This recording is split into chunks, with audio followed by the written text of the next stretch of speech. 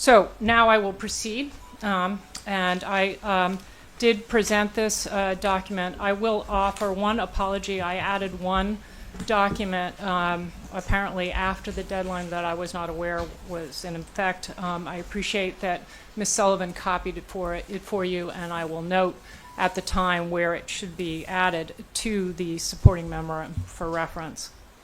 So the purpose of this application for zoning amendment is to address two main problems attending the amendments made on December 2nd, 2024. First, the process by which those amendments were made, and second, the substance of those amendments.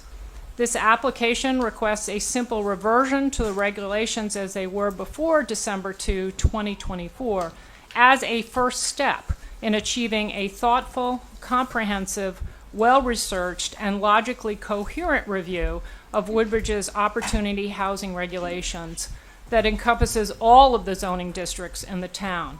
This second step must include ample opportunity for meaningful public input, which was missing from the December 2 amendment process. This approach is essential to reverse the action taken on December 2nd quickly, so as to remove the threat that any additional building applications can be submitted under those flawed amendments. So with respect to the process, 3 points. First, the notice of the December 2nd public hearing was ineffective in fact, and inconsistent with Woodbridge's history of transparent decision-making. 2 notices were published in the New Haven Register, the second on Thanksgiving Day. The New Haven Register is no longer widely read in town. Proof that this notice was wholly inadequate, in fact, is that not a single member of the public offered comment at the hearing. Therefore, the purpose of the legally required public hearing, to hear from the public, failed in its entirety. It is clear that town residents would have appeared at the December 2 hearing if they had known about it, for many residents spoke at length at the subsequent January 8th and February 5th meetings of the Board of Selectmen and Housing Committee, respectively, complaining about this December 2 process and decision. Supreme Court Justice Benjamin Cardozo famously wrote, "The technical compliance with the law may be its mark, but it is never its measure." Town leaders have acknowledged the inadequacy of the notice and have already addressed the situation by creating a new area on the town website where all legal notices are posted. That, however, does not cure the ineffective notice of the December 2 hearing. Second, as the December 2 applicant's attorney, Mr. John Nuff, stated on the record, the public hearing started, quote, "a new record," end quote, making prior informal discussions irrelevant. When one watches the hearing video recording, it appears that the TPZ members did not understand this important fact, as they asked very few questions. Later in this presentation, the inadequacy of TPZ's inquiry will be described in more detail. Finally, the rush process by which the December 2 amendments were approved is inconsistent with the treatment that other, much less impactful matters have received from this commission. For example, the TPZ opened a public hearing on July 1, 2024, to perform a, quote, cleanup, end quote, of the regulations to address a series of what were described as, quote, Scrivener's errors, end quote. The public hearing was repeatedly continued and did not close until November 4th, 2024, even though submissions during the public hearing process were minimal, 2 verbal comments and 2 written comments. The amount of time and attention devoted to what was essentially a copy editing exercise was vast compared to the time and attention devoted to a substantive revision of the regulations themselves.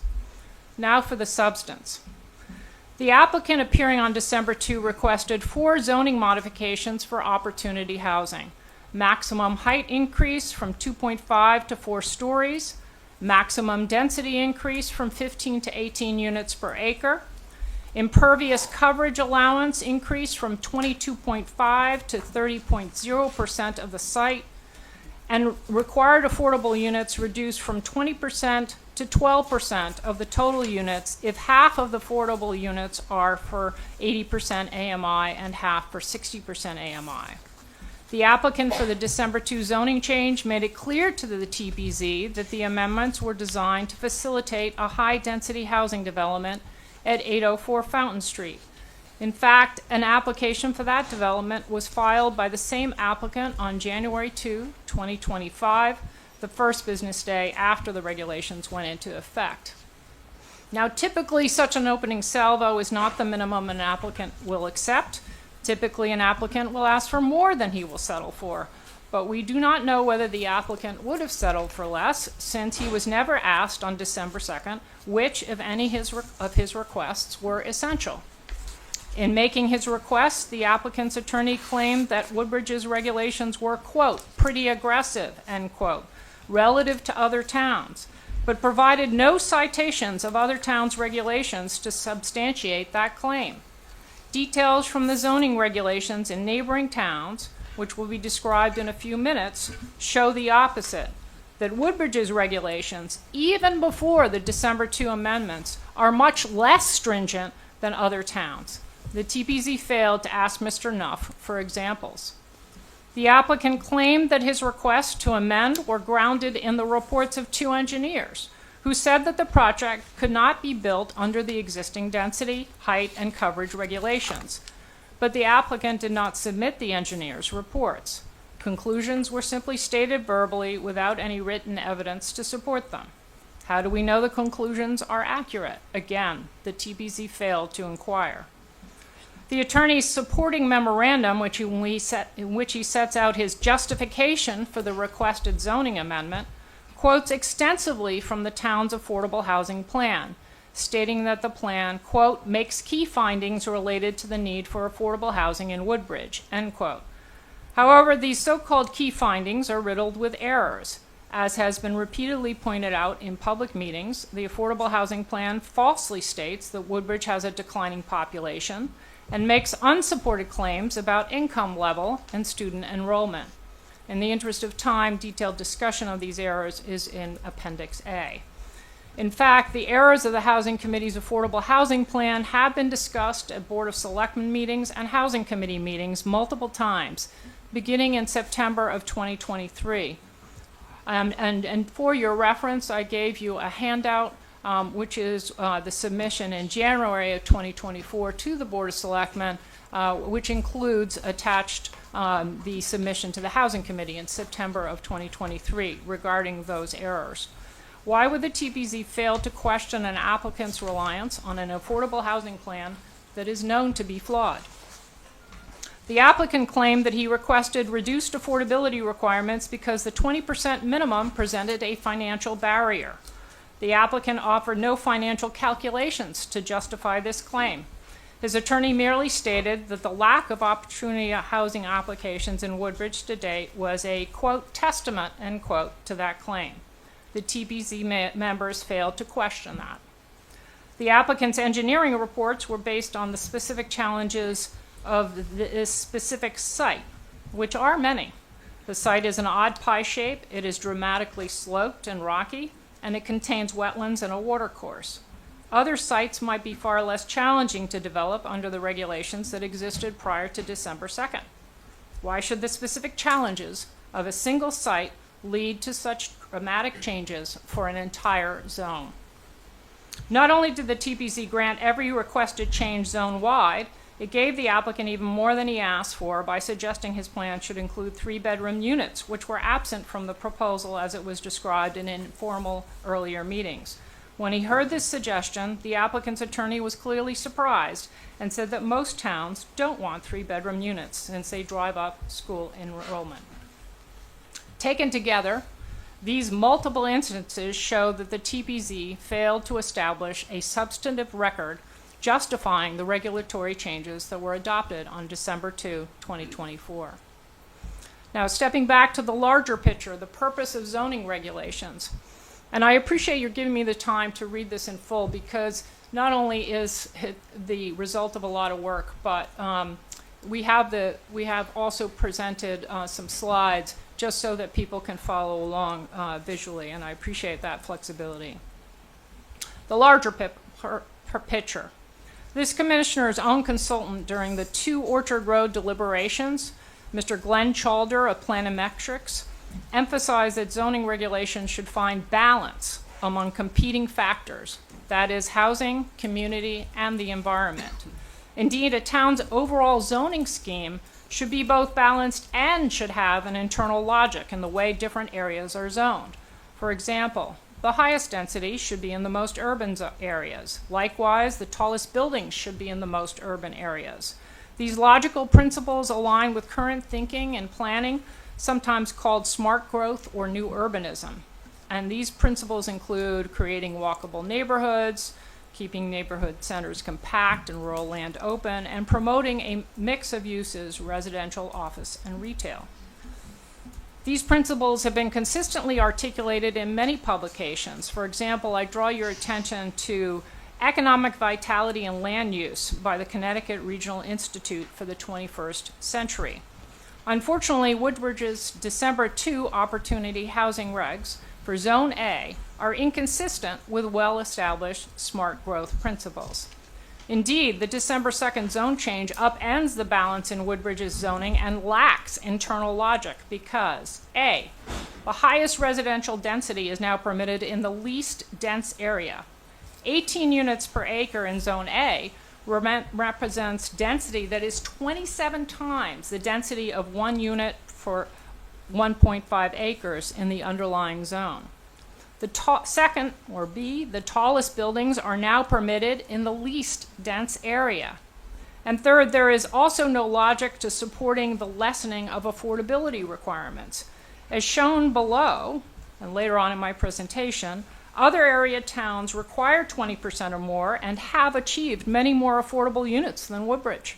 Recently, the Connecticut General Assembly Housing Committee voted to push forward SB 1262, a bill that would create a sales tax break on construction materials for developments with 20% affordable units. This threshold in proposed legislation indicates that leaders on the State Housing Committee consider 20% to be a minimum standard. Woodbridge's own zoning regulations themselves include principles and definitions with which the December 2 amendments do not align. Zone A is defined in the regulations as low-density residential. And yet the highest residential density in the town is now allowed in this so-called low-density zone. This illogical, unequitable situation should be carefully examined and remedied. The introduction to the regulations states their purpose, quote, "These zoning regulations are intended to guide land use activities in Woodbridge in ways that will maintain and enhance community character and protect the public health, safety, and welfare." End quote. Further, Section 2 elaborates that the purpose of the regs is to prevent, quote, "to prevent the overcrowding of land, to avoid undue concentration of populations, to facilitate adequate provision of transportation, water, sewerage, schools, parks, and other public requirements, with full consideration of the character of the districts and their suitability for particular uses, to conserve the value of buildings and encourage the most appropriate use of land throughout said town," end quote. The incongruity of the current regulations passed on December 2 with this statement, which is based on the State Zoning Enabling Act, seems obvious. Surely density of 27 times that of the adjacent area would be considered overcrowding and undue concentration. Surely a massive 4-story apartment building in a neighborhood of average-size homes no taller than 2.5 stories on minimum 1.5 acre lots violates the low-density definition of the district and fails to, quote, "encourage the most appropriate use of land," as set forth in Section 1.2. The TPZ's sweeping and swift change to the Opportunity Housing Regulations is also at odds with the TPZ's ongoing effort to update the town's plan of conservation and development. As part of the POCD process, the TPZ conducted a survey available for all town residents. As the POCD consultant SLR noted, quote, "Respondents generally feel that there is an appropriate mix of housing types in the community. But nearly 60% stated that Woodbridge's housing stock is not accessible and affordable to people of different ages and lifestyles and would like to see more affordable single-family structures options in the community." Note, what they said they wanted is more affordable single-family structures as options in the community. In the latest public event regarding the POCD, which was April 8th, the consultant shared with residents the new POCD's draft goals, strategies, and actions. Goal 1.1 is facilitate sustainable growth, and strategy 111 is guide future growth to be consistent with existing land use patterns, environmental protection, and infrastructure capabilities. There is no indication on the record TPZ took any of these values or aspirations into account when passing the December 2 amendments, especially consistency with existing land use patterns. In contrast, should the TPZ adopt the proposed amendment, then the TPZ will have time to achieve the goals set out for in your draft TPZ, draft POCD, Goal 1.1, and specifically 1.1E, which is, quote, review for consistency and amend as need the town's zoning regulations to be consistent with both the POCD and the Connecticut general statutes, end quote. Consistent with that goal, the TPZ should revert back to the opportunity housing regulations as they existed at the start of the POCD update in the spring of 2024, and after the POCD is final, take up a thoughtful review of the opportunity housing regulations for all zoning districts. Now we get to a comparison of Woodbridge to other town zoning regulations with respect to height, density, and affordability requirements, those were established by the December 2 amendments. We have a chart to help facilitate this, as well as details in an appendix to this memorandum, which you received. What you will see is that these other town zoning regulations, when compared, establish that the December 2 amendments place Woodbridge well outside the local norm. Specifically, a look at the regulations in New Haven, Hamden, Guilford, Orange, and Woodbury shows A, none of these towns allow height for multifamily to exceed height for single family in a residential zone.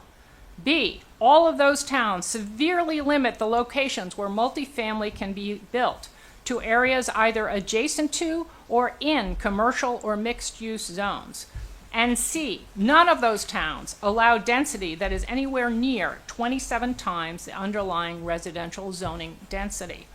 Also notable is the fact that all of these towns, while having much more restrictive multifamily zoning regulations than Woodbridge, have achieved a much higher percentage of affordable housing.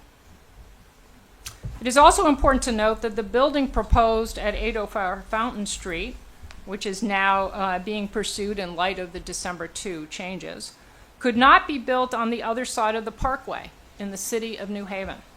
The single family density in that neighborhood is 6 units per acre with a maximum height limit of 35 feet. There is an overlay zone allowing the Westgate Townhomes apartment complex, but even the overlay zone imposes a maximum density and height that is dramatically less than the December 2 Woodbridge regulations now allow. The New Haven overlay zone, its maximum is 12 units per acre, with the maximum height remaining capped at 35 feet, the very same height as for a single-family residence in that area. This comparative analysis shows that it is possible to achieve more housing diversity without loosening regulations to the extent that Woodbridge has done. For brevity's sake, the several towns' regulations are summarized in Appendix B. These are just a few examples of nearby towns that are promoting more housing diversity with more precision and more consideration for existing residential neighborhoods than is afforded by the December 2 amendments. Should the TPZ adopt this proposal and revert back to the opportunity housing regulations for Zone A as they existed prior to the December 2nd, it would then have the opportunity to conduct a thorough examination of the zoning regulations in other Connecticut towns.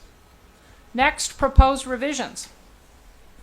At the direction of the TPZ chairman, Robert Klee, Woodbridge land use analyst Chris Sullivan sent applicant Steve Mason a letter on March 28, 2025, requesting that he bring, quote, planning studies and best practices and other examples of successful opportunity housing, end quote. This request is surprising, as the record reflects that TPZ made no similar request to Attorney Nuff when he filed a request for zoning change on behalf of his client, the developer of 804 Fountain Street. It is also worth noting that Ms. Sullivan sent an email on March 17th to the town planning consultant, Justin LaFountain, at Chairman Klee's direction, requesting that the planning consultant, quote, provide a sense of the impact from going back to the previous regulations given the path of the commission had traveled to get to the existing regulations, end quote. How odd, given that the current request is simply to restore the status quo, while the path to the December 2 changes lacked any review of the impact the changes would make to the vast Zone A acreage subject to the amendments. Notwithstanding a certain perplexity at the inconsistent approach to these two applications, this application here offers concrete examples of successful opportunity housing regulations from nearby towns and lays out examples of best practices. In addition, here are some further thoughts on how TBZ might do a better job in zoning for opportunity housing. First, the overall goal of the zoning regulations with regard to increasing housing diversity in Woodbridge should be to increase smaller, more affordable units without adding a lot of market rate homes. The town's infrastructure, its municipal services, public safety, schools, and public works limits the amount of residential growth that is feasible while striving to expand affordable housing. The town's taxation burden on residents is high compared to nearby communities. The elementary school is operating at very full capacity, and the town's existing suite of public service depends on a volunteer fire department and private garbage collection. Most importantly, the state's laws and guidance are focused on incentivizing towns to expand the availability of legally affordable homes, not market rate housing. Further, we should take seriously the statement in our town's current zoning regulations, section 1.2, which I just quoted, which is to prevent the overcrowding of land, to avoid undue concentration of populations, facilitate adequate provision of transportation, water, sewerage, schools, parks, and other public requirements with full consideration of the character of the districts and their suitability for particular uses, to conserve the value of buildings and encourage the most appropriate use of land throughout said town. Accordingly, the suggested revisions to the town's opportunity housing regulations include: 1, multifamily height maximum should be no higher than single family in residential zones. This change back to the status quo would align Woodbridge with its neighboring towns and prevent incongruous large apartment buildings in established single-family neighborhoods. 2, minimum and maximum parcel size for opportunity housing should be established in all zones. For example, in Zone A, there should be a minimum of 5 acres, maximum of 10 acres required for multifamily development. In the denser residential zones, the minimum should be 1 acre. This change would prevent disproportionately large development on relatively small lots that could overwhelm established neighborhoods. 3, set a maximum number of units per project proportionate to each zone's underlying density. Again, this change allows for growth but prevents massive scale development that would overwhelm existing single-family houses.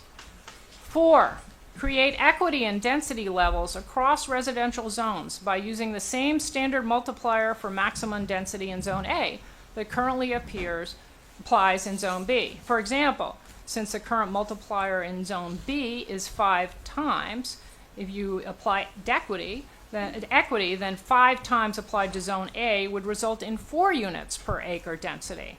And that would be both restoring equity and internal logic to the town's zoning scheme. Last but not least, restore the 20% affordable unit minimum. This standard is typical in the other towns in our local area, as I've just cited, and will help Woodbridge achieve more affordable units, both in actual numbers and when calculated as a percentage of total housing stock. Of course, all of these suggestions are offered with the presumption that the TPZ should complete the pending POCD and conduct a thorough review of existing opportunity housing zoning regulations for all zones so that the resultant changes will be both consistent with the new POCD and internally logical from one zone to another.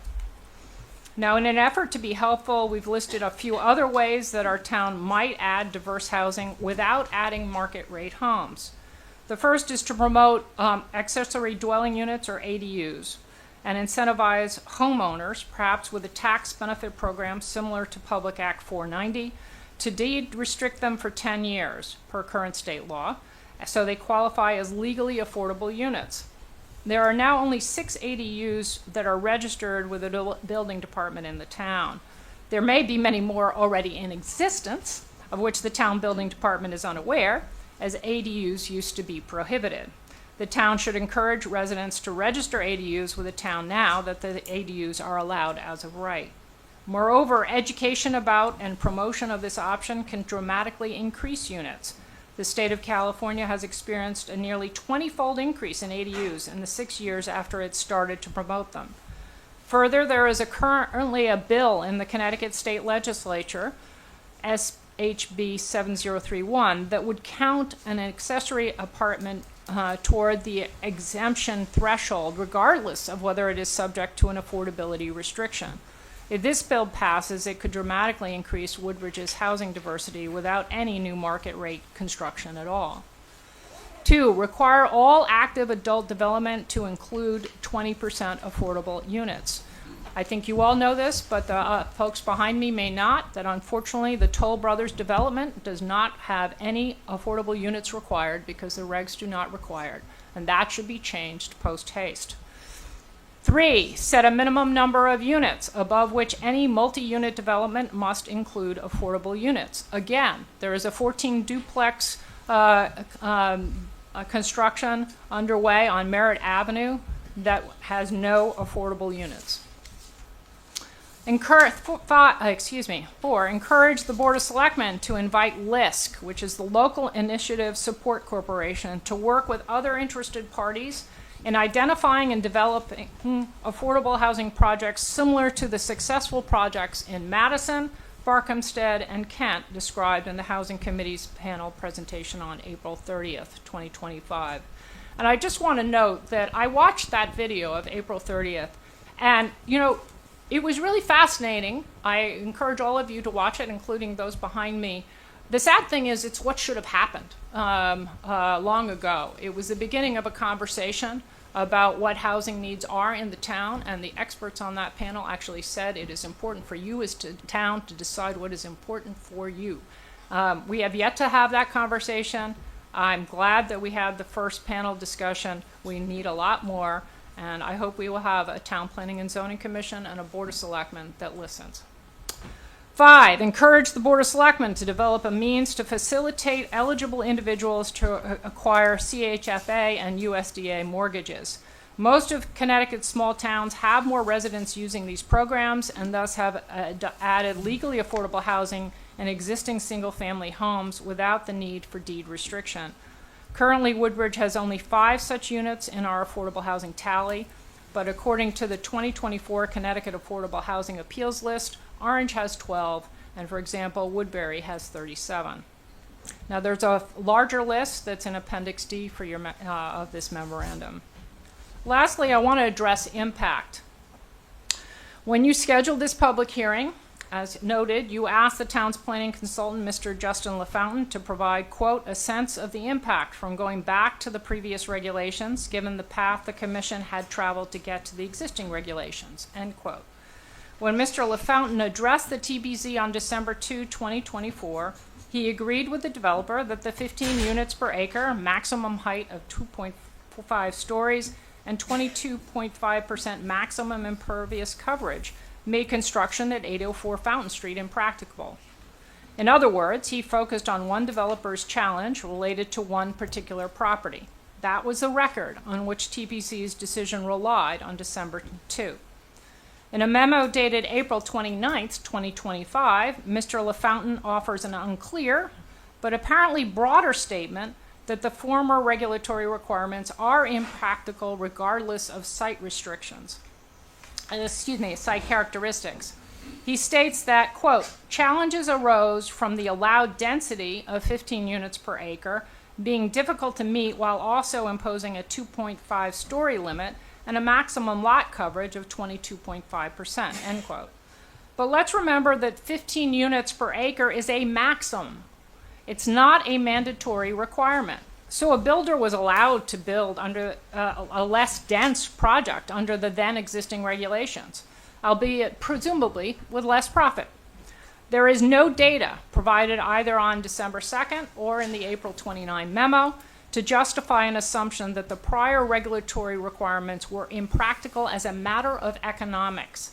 At most, they didn't allow a developer to maximize the profit that the density of 15 units per acre might otherwise have afforded.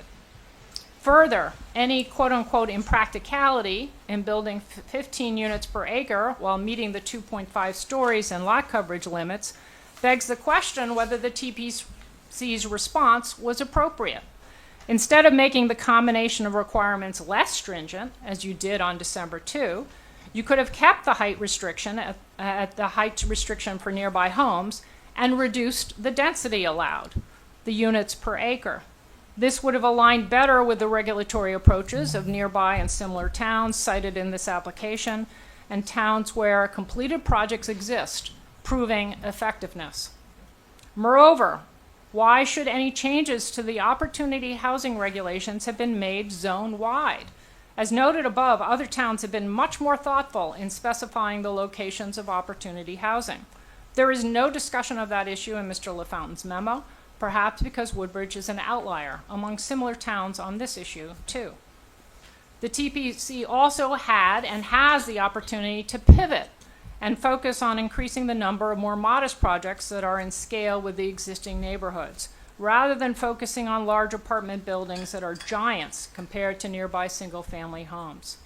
As Mr. LaFountain notes, apartment buildings require hallways, lobbies, elevators, stairwells, etc., not to mention the gym and other amenities that the 804 Fountain Street developer intends to offer, adding both to overall size and to the cost of construction.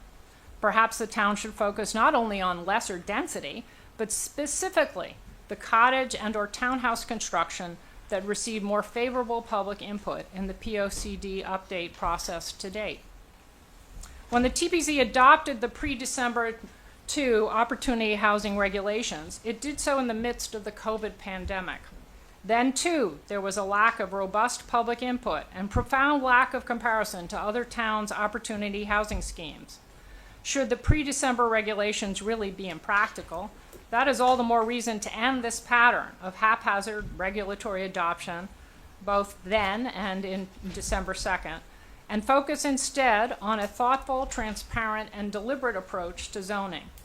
This application seeks reversion to the pre-December 2 opportunity housing regulations, not because they are the perfect fit for Woodbridge, but simply to avoid further ill-considered four-story apartment projects while TPC hopefully and finally engages in the robust and collaborative process and analysis that should precede the adoption of opportunity housing regulations. Mr. LaFountain notes that the 804 Fountain Street application will proceed whatever decision the TPC makes this evening. That is not the issue. He tries to minimize the significance of the December 2 regulatory changes by noting that TPC must weigh several factors before granting a special exception construction permit to the 804 Fountain Street developer. But he fails to note that the excessive height and density and reduced percentage of affordable units is baked into the project by the TPC's ill-considered adoption of the developer's proposed regulatory changes on December 2, 2024. In lieu of Mr. LaFountain's impact analysis, let's consider the impacts from the public's perspective. Approving this application is your opportunity to honor your obligation as a public agency, to assure that town residents enjoy a meaningful opportunity to hear and comment on proposed changes to zoning regulations. Further, you as an agency will have the opportunity to research and consider the successful opportunity housing regulations of other towns, some of which were presented this evening. You will be able to survey what undeveloped parcels remain in town near existing sewer and water lines that might be developed in accordance with opportunity housing regulations, and look at the topography of those sites in a general sense, rather than rely on the topography of a single site challenged by ledge, slope, and wetlands, as was the case on December 2nd. You will be able to develop updated opportunity housing regulations for all of the zones in the town, so as to create a coherent scheme of regulations across the different zones. You will be able to take into consideration the public's preference in both the TPZ's summer 2024 townwide survey and the Country Club of Woodbridge workshops to date for smaller scale affordable housing options rather than apartment buildings. And you will be able to incorporate the goals and strategies of the new POCD, including smart growth principles. At the December 2, 2024 TPZ meeting, you briefly discussed whether to adopt the developer's proposed changes on a site-specific or zone-wide basis. Town planning consultant Mr. LaFountain favored adopting the developer's proposed changes on a zone-wide basis, but noted that, quote, if there were any issues, you could resolve them later on, end quote. Tonight, you have heard about many issues surrounding the December 2 zone-wide changes, as well as many ideas for a better path forward. Please approve this application to repeal the December 2 regular changes with their many, many issues so that you can chart a new path. Thank you very much.